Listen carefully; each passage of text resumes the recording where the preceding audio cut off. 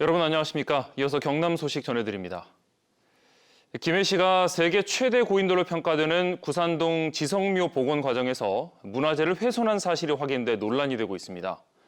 문화재청에 이어서 경상남도 문화재위원들도 현장 조사에 나섰는데요. 국가사적 지정 추진에도 빨간불이 켜졌습니다. 보도에 손원혁 기자입니다. 무게 350톤 이상 학계에서 세계 최대 규모 고인돌로 평가되는 김해 구산동 지성묘입니다. 고인돌을 중심으로 묘역 바닥돌, 박석 가운데 녹색 테이프로 표시한 것은 원형의 돌입니다. 그런데 김해 씨가 복원 정비 과정에서 이 원형의 박석을 임의로 드러냈다가 다시 심은 것으로 확인됐습니다. 문화재청은 김해 씨가 협의 없이 문화재를 훼손한 것으로 보고 있습니다. 급기야 복원 정비 공사는 지난 2일 중단됐습니다.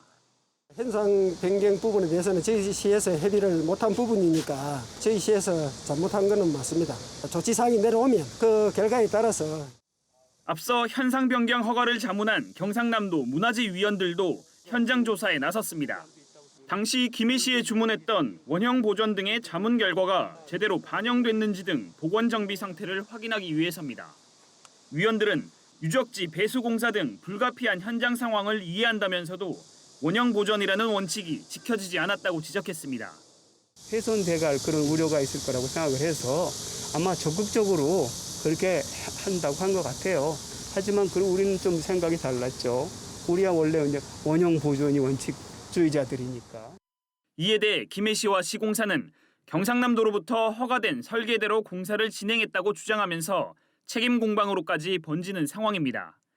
하지만 원형 보존이 되지 않았다는 문화재청의 판단이 이미 내려진 만큼 김해 씨가 추진한 국가 사적 지정에도 어려움이 예상됩니다.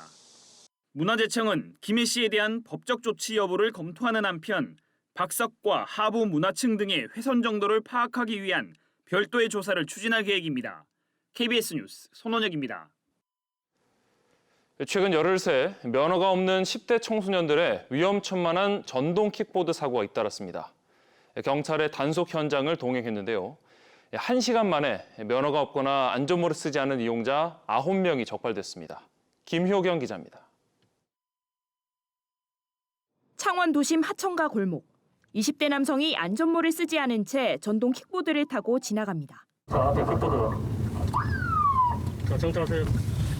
경찰 조사 결과 이 남성은 무면허였습니다. 이제 업소에 자체에서 필수 등록이 있는데 다음에 등록하기 이런 게 있더라고요. 그래서 필수가 아닌가 해서. 또 다른 10대 남학생도 무면허의 안전모 미착용으로 단속됐습니다. 인증을 하고 있는데 그냥 다음에 하기 누르면 친구들이 그렇게 타서 저도.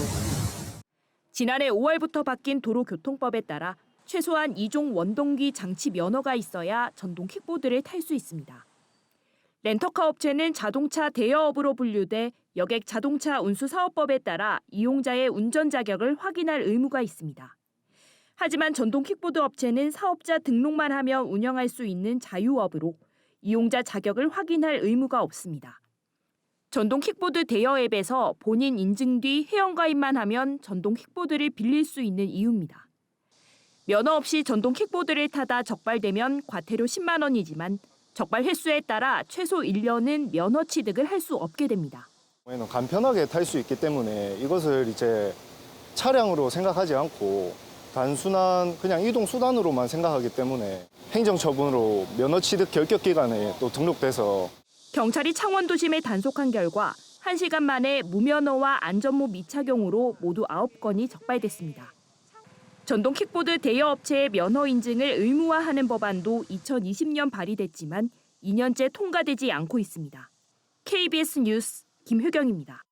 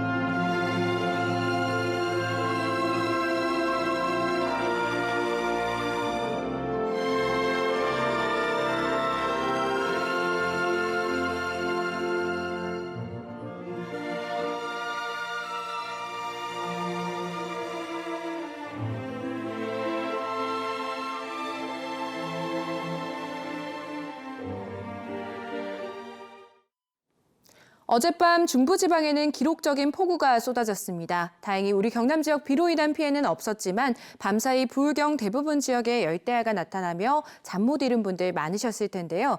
이 열기가 고스란히 오늘 낮까지 이어질 것으로 전망됩니다. 오늘도 경남 대부분 지역의 최고 단계인 폭염경보를 보이겠고요. 최고 체감 온도가 33도 내외로 올라 무덥겠습니다. 각종 온열 질환에 주의하셔야겠습니다. 오늘도 많은 비가 올 것으로 예보돼 있는 중부와 달리 남부지방은 흐리기만 하겠고요. 미세먼지 농도는 좋음 수준이 예상됩니다. 대부분 지역에서 오늘 바람이 약간 강하게 불겠고요. 동부 지역의 현재 기온은 25에서 28도를 나타내며 어제와 비슷하겠습니다. 낮 기온도 어제와 비슷하거나 1도가량 낮겠습니다. 서부 지역은 진주와 남해가 27도로 밤사이 열대야가 나타났고요. 낮 기온은 31에서 대부분 32도를 나타내겠습니다. 오늘 해상에는 비가 내리는 곳이 있겠고요. 바다 안개에 주의하셔야겠습니다. 물결은 0.5에서 최고 2m에 달하겠습니다.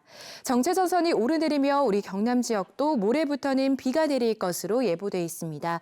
피해 없도록 미리 대비하시는 게 좋겠습니다. 기상정보였습니다.